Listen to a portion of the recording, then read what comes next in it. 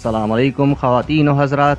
कुछ दिनों पहले खबरों में चर्चा रहने वाली कशमला तारिक के बारे में तो आप सभी ने सुना होगा कि उन्होंने एक स्टेटमेंट दिया था जिसमें कहा कि गुड मॉर्निंग का मैसेज और विशेस करने वाले लोग भी हरासा करने के ज़िम्मे में आते हैं, जिसके बाद से ये खबरें काफ़ी मकबूल होना शुरू हो गई, जबकि सोशल मीडिया पर हरासा करने वालों के खिलाफ नए इक़दामात का ऐलान किया गया है। समाजी राब्ते की वेबसाइट ने पाकिस्तान समेत 5 ममालिक के माहिरीन के साथ शराकत दारी करते हुए बग़ैर इजाज़त के नामुनासिब तस्वीर अपलोड करने या शेयर करने वाले सार्फिन को ब्लॉक करने के लिए नए इक़दामात का ऐलान किया है।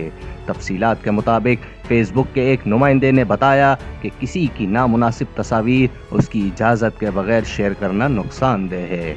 मुआविन तंजीमों और माहिरीन ने बग़ैर इजाज़त नामुनासिब तस्वीर शेयरिंग और उसका जायज़ा लेने के टूल्स को बेहतर करने का फैसला किया है।